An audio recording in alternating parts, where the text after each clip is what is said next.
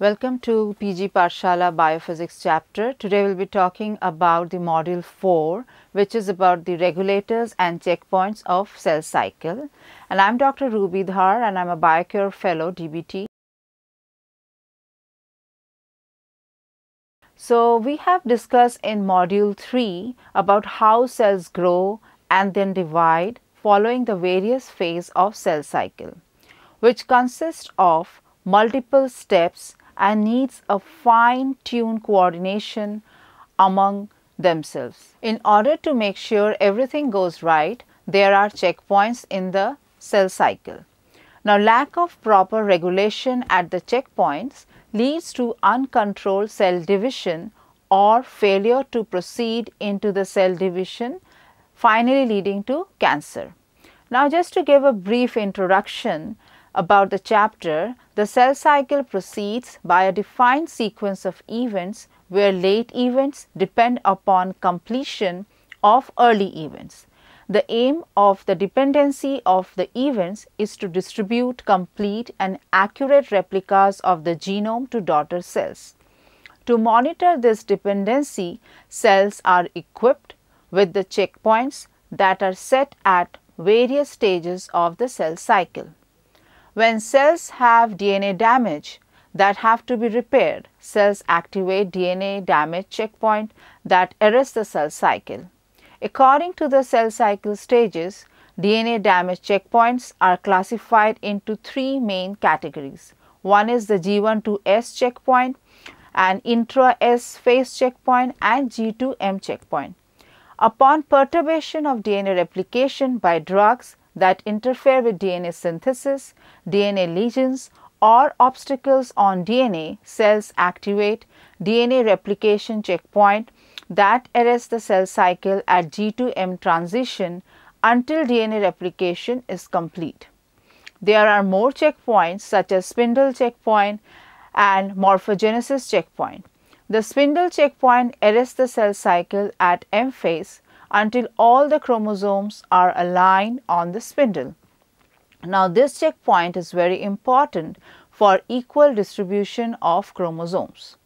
Morphogenesis checkpoint detects abnormality in cytoskeleton and arrests cell cycle at G2M transition.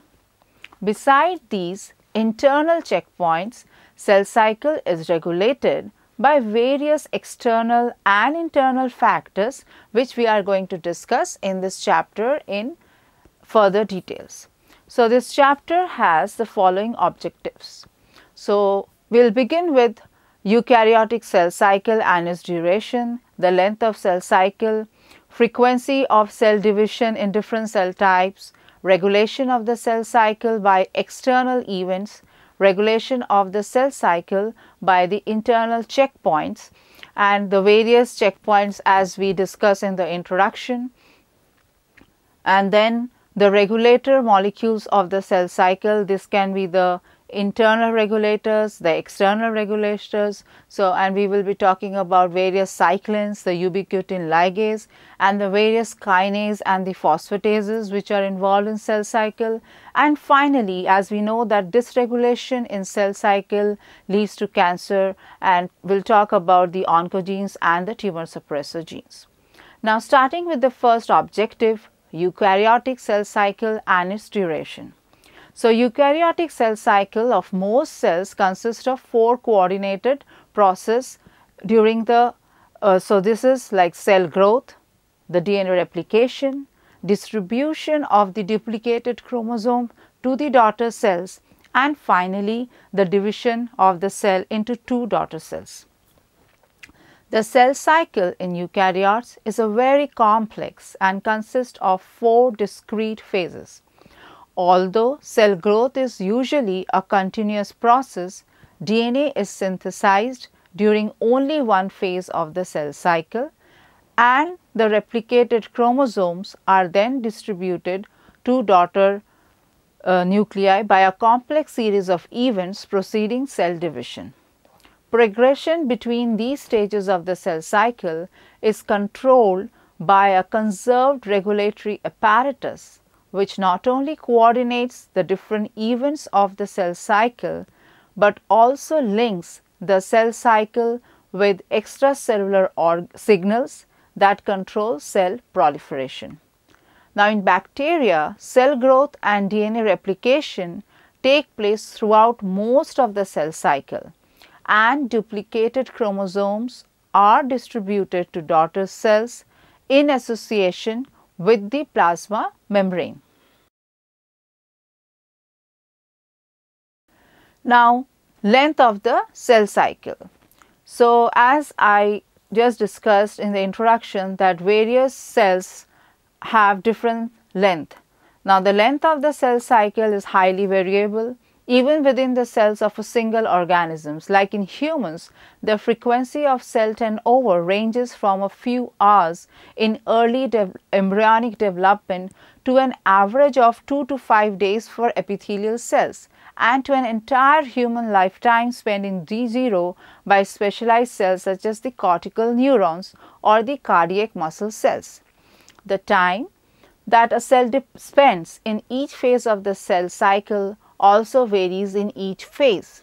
When fast dividing mammalian cells are grown in culture, that is in vitro when we are maintaining them under proper growth conditions, the length of the cell cycle is about 24 hours. In rapidly dividing human cells with a 24-hour cell cycle, the different phases undergo approximately the following distribution. So, the G1 phase lasts approximately 9 hours, S phase lasts 10 hours, and the G2 phase lasts about 4 and 1.5 hours, and the M phase lasts approximately, it's the shortest phase and it lasts just within 30 minutes. In early embryos of fruit flies, the cell cycle is completed in about 8 minutes. So, we can see that how variation there is between the various length of the cell cycle. The timing of events in the cell cycle is controlled by mechanisms that are both internal and external to the cell. So, next, regulation of the cell cycle by the external events.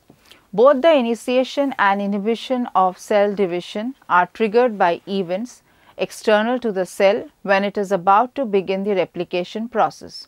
Whatever the source of the message, the cell receives the signal, and a series of events within the cell allows it to proceed into interphase. Moving forward from this initiation point, every parameter required during each cell cycle phase must be met or the cycle cannot progress.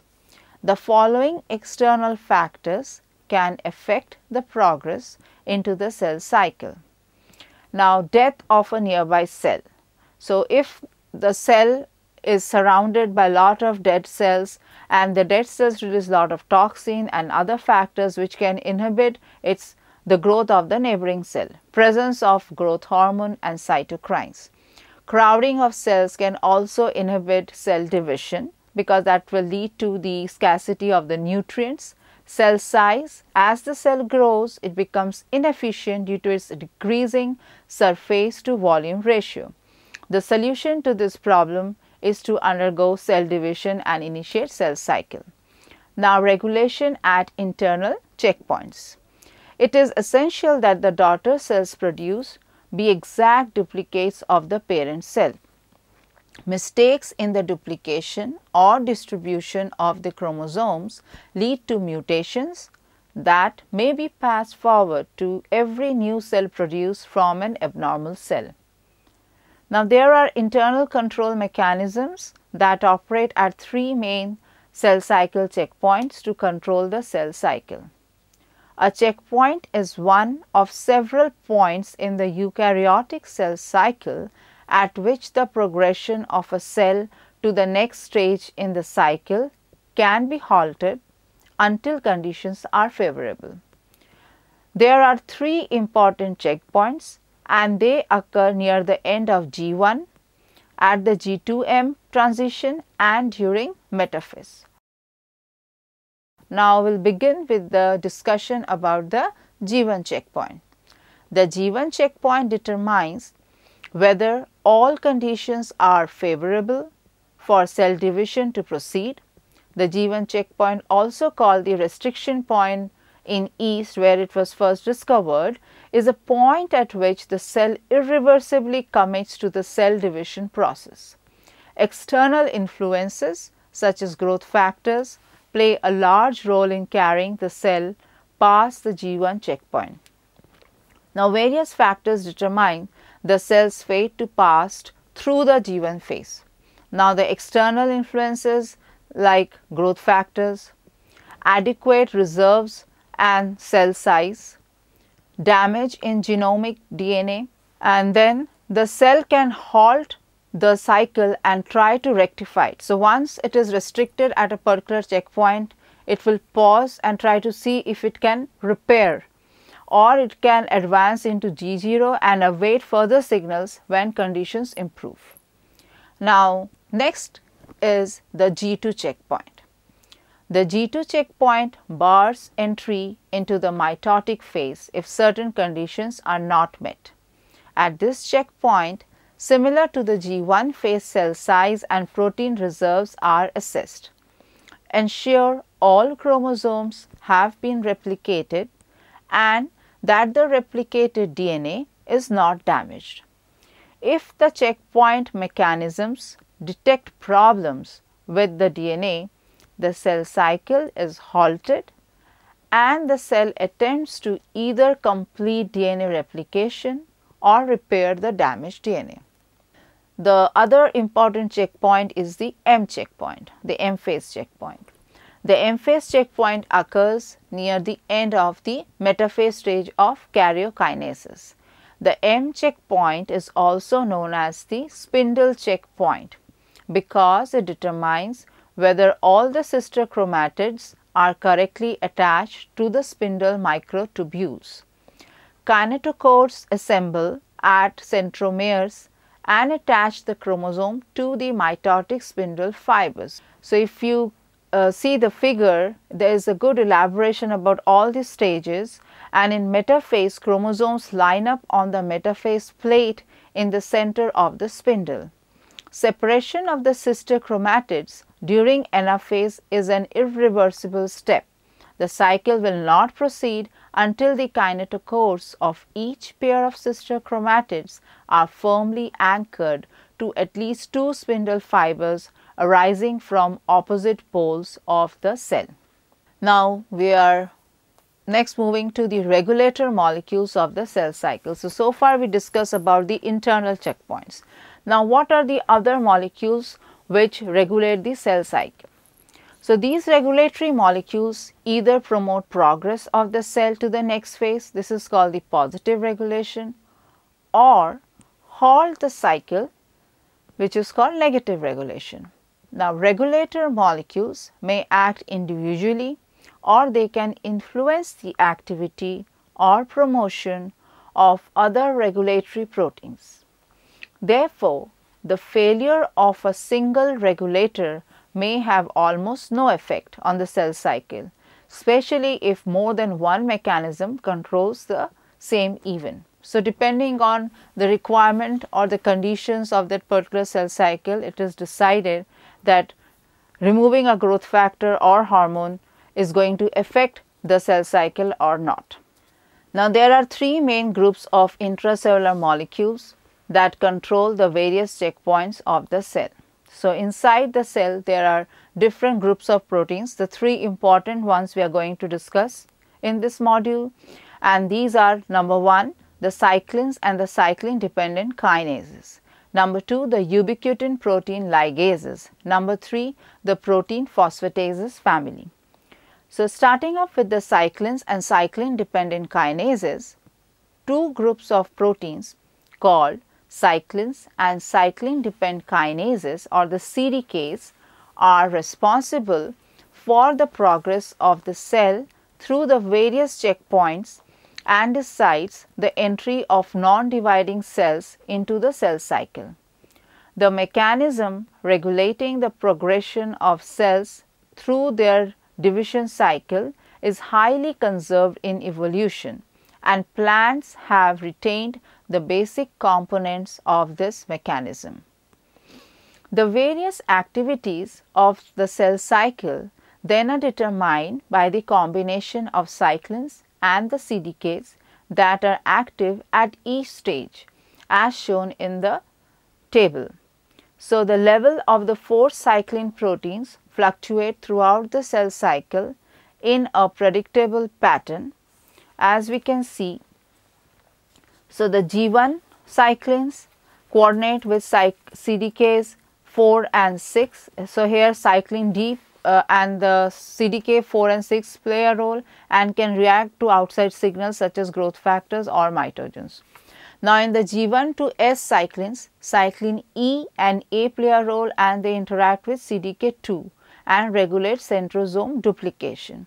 In S cyclins, cyclin E, A coordinate with again CDK2 and targets are the helicases and the polymerases. And in the mitosis cyclins, cyclin B play a role and coordinate with CDK1 and it regulates the G2M checkpoint. So, as we see, there is a distribution of fixed cyclins and CDKs. Now, increase in the concentration of cyclin proteins is triggered by both external and internal signals. After the cell moves to the next stage of the cell cycle, the cyclins that were active in the previous stage are degraded. Cyclins regulate the cell cycle only when they are tightly bound to CDKs. So, there is a strong coordination between these two. To be fully active, the CDK and cyclin complex must also be phosphorylated in specific locations. Like all kinases, CDKs are enzymes. These are kinases that phosphorylate other proteins. Phosphorylation activates the protein by changing its shape. The proteins phosphorylated by CDKs are involved in advancing the cell to the next phase. Now, the levels of CDK proteins are relatively stable throughout the cell cycle. However, the concentration of cyclin fluctuate and hence they got the name cyclin because they keep changing during every cycle of this phase. CDK cyclin complex, the different cyclins and CDKs bind at specific points in the cell cycle and thus regulate different checkpoints, and as we have shown in the table, they form specific complex during a particular stage of cell cycle. Next is the regulation by the ubiquitins. The proteolysis of many core components of the cell cycle machinery is controlled by two major classes of ubiquitin ligases. The SCF, which stands for SKP1, CUL1, F-box, ROCK and RBX complexes, and another is the APC, which is the anaphase promoting complex or the cyclosome. Now, beginning with the SCF complex. In humans, 68 SCF ligases have been identified to date, each characterized by a different F-box protein subunit that provides specificity by directly recruiting the substrate to the rest of the ligase and ultimately to the ubiquitin conjugating enzyme.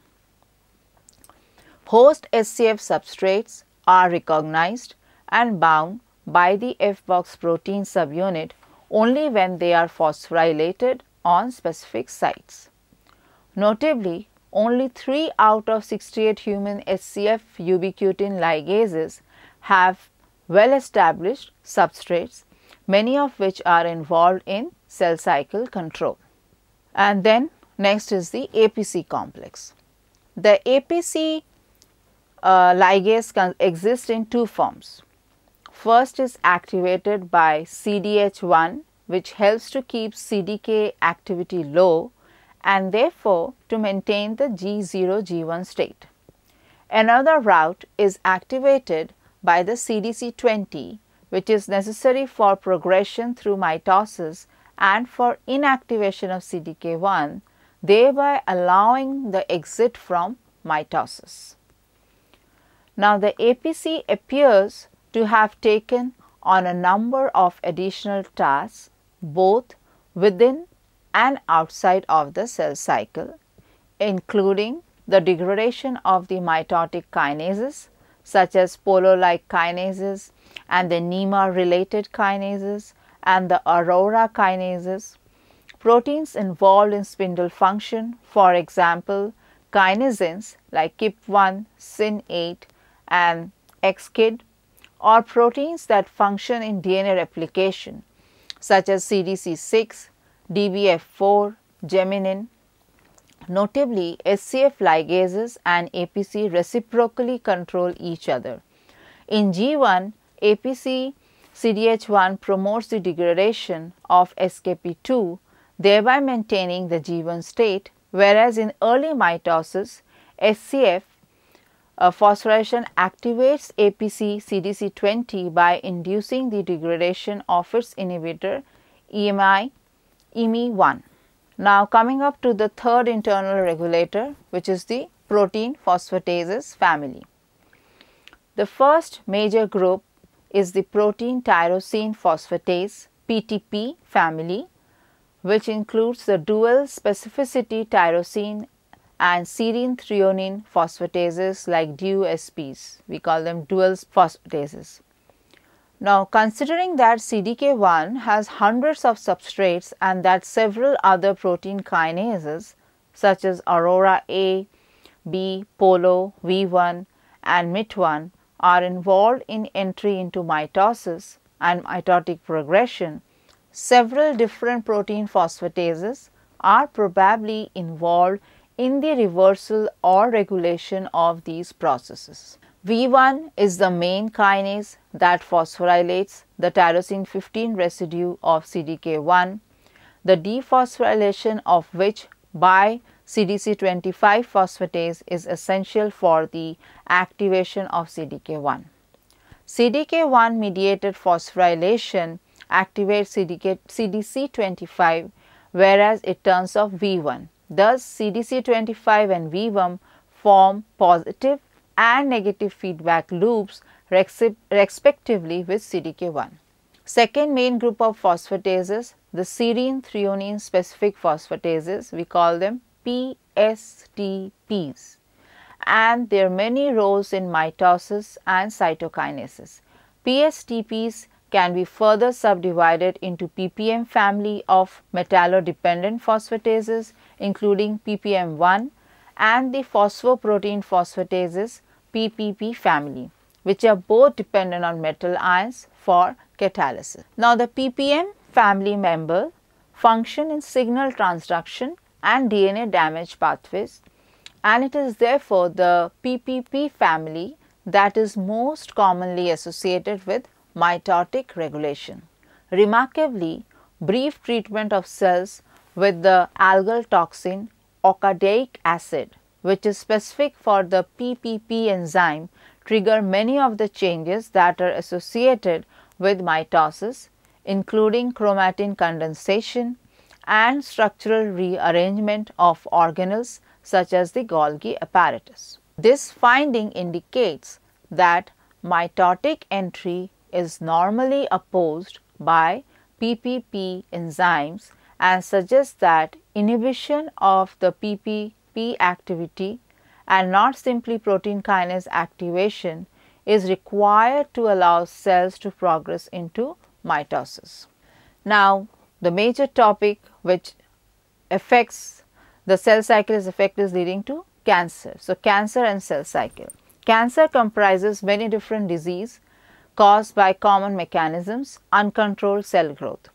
Despite redundancy and overlapping levels of cell cycle control, errors do occur. One of the critical processes monitored by the cell cycle checkpoint surveillance mechanism is the proper replication of DNA during the S phase. Even when all the cell cycle controls are fully functional, a small percentage of replication error, that means a mutation, will be passed on to the daughter cells. If changes of the DNA nucleotide sequence occur within a coding portion of a gene and are not corrected, a gene mutation results. All cancers start when a gene mutation gives rise to a faulty protein that plays a role in cell reproduction. The change in the cell that results from the malformed protein may be minor, perhaps a slight delay in the binding of CDK to cyclin or an RB protein that detaches from its target DNA while still phosphorylated. Even minor mistakes, however, may allow subsequent mistakes to occur. So, it is like a relay race. Over and over, small uncorrected errors are passed from the parent cell to the daughter cells and amplified as each generation produces more non-functional proteins from uncorrected DNA damage. Eventually, the pace of the cell cycle speeds up as the effectiveness of the control and repair mechanism decreases. Uncontrolled growth of the mutated cells outpaces the growth of normal cells in the area and a tumor can result. Now, the two main categories, the genes which affect the cell cycle growth, are proto-oncogenes and suppressor genes. So, genes which promote cell cycle growth are called the proto-oncogenes, and these are normal genes that when mutated in certain ways become oncogenes, genes that cause a cell to become cancerous. So, it is promoting cell proliferation and thus cell growth. So, in most instances, the alteration of the DNA sequence will result in a less functional or non-functional protein. The result is detrimental to the cell and will likely prevent the cell from completing the cell cycle. However, the organism is not harmed because the mutation will not be carried forward. If a cell cannot reproduce, the mutation is not propagated and the damage is minimal. Occasionally, however, a gene mutation causes a change that increases the activity of a positive regulator. For example, a mutation that allows CDK to be activated without being partnered with cyclin and could push the cell cycle past a checkpoint before all of the required conditions are met. So, it is not restricted now or not being checked in any restriction point. So, the resulting daughter cells are too damaged to undergo further cell division. The mutation would not be propagated and no harm would come to the organism. However, if the atypical daughter cells are able to undergo further cell division, subsequent generation of cells will probably accumulate even more mutations, some possibly in additional genes that regulate the cell cycle. The CDK gene in the above example is only one of many genes that are considered as proto-oncogenes. In addition to the cell cycle regulatory proteins, any protein that influences the cycle can be altered in such a way as to override the cell cycle checkpoints are categorized as oncogenes. An oncogene is any gene that when altered leads to an increase in the rate of cell cycle progression. So, the other examples of oncogenes are the EGFR, the receptor of the epidermal growth factor that is involved in growth factor mediated signaling, a very well known example in breast cancer and prostate cancer, the KDR, the receptor for VEGF, vascular endothelial growth factor that is involved in angiogenesis, and SRC kinases. So, there are various examples. Now, we are switching gears to the tumor suppressors. So, tumor suppressors are the ones which negatively regulate the cell cycle. Tumor suppressor genes are segments of DNA that code for negative regulator proteins, the type of regulators that when activated can prevent the cell from undergoing uncontrolled division. The three classical best understood tumor suppressor proteins are RB, P53 and P21, and their function is to put a roadblock to cell cycle progression until certain events are completed. A cell that carries a mutated form of a negative regulator might not be able to halt the cell cycle if there is a problem. Tumor suppressors are similar to brakes in a vehicle. Malfunctioning brakes can contribute to a car crash. So, here malfunctioning tumor suppressor will lead to more cell cycle progression and growth. So, mutated p53 has been isolated in many human tumor cells. The discovery is not surprising in light of the multiple role of p53 protein plays in the regulation of the G1 checkpoint. A cell with a faulty p53 may fail to detect any mutation in genetic DNA. It may no longer able to signal the necessary DNA repair enzyme. So, even if there is a mutation, it is not able to repair. Either way, undamaged DNA will remain uncorrected. At this point, a functional p53 may deem the cell unsalvageable and trigger programmed cell death, which is called apoptosis. The damaged version of p53 found in cancer cells, however, cannot trigger apoptosis. The loss of p53 function has other repercussions for the cell cycle. Mutated p53 might lose its ability to trigger p21 production. Without adequate levels of p21, there is no effective block on CDK activation. Essentially, without a fully functional p53, the G1 checkpoint is severely compromised and the cell proceeds directly from G1 to S regardless of internal and external conditions. At the completion of this shortened cell cycle, two daughter cells are produced that have inherited the mutated p53 gene. Given the non-optimal conditions under which the parent cell reproduced, it is likely that the daughter cells will have acquired other mutations in addition to the faulty tumor suppressor genes. Cells such as these daughter cells quickly accumulate both oncogenes and non-functional tumor suppressor genes, thus leading to tumor growth. Now, another interesting tumor suppressor is the RB, and it exerts its regulatory influence on other positive regulator proteins. Chiefly, RB monitors cell size. In the active dephosphorylated state, RB binds to proteins called transcription factors, most commonly the E2F. Transcription factors turn on specific genes, allowing the production of proteins encoded by that gene. When RB is bound to E2F, production of proteins necessary for G1S transition is blocked. As the cell increases in size, RB is slowly phosphorylated until it becomes inactivated. Now, RB releases E2F, which can now turn on the gene that produces the transition protein, and this particular block is removed. For the cell to move past each of the checkpoints, all positive regulators must be turned on and all negative regulators must be turned off. Now, to summarize this module, as we have seen, the cell cycle in eukaryotes is very complex and consists of 4 discrete phases.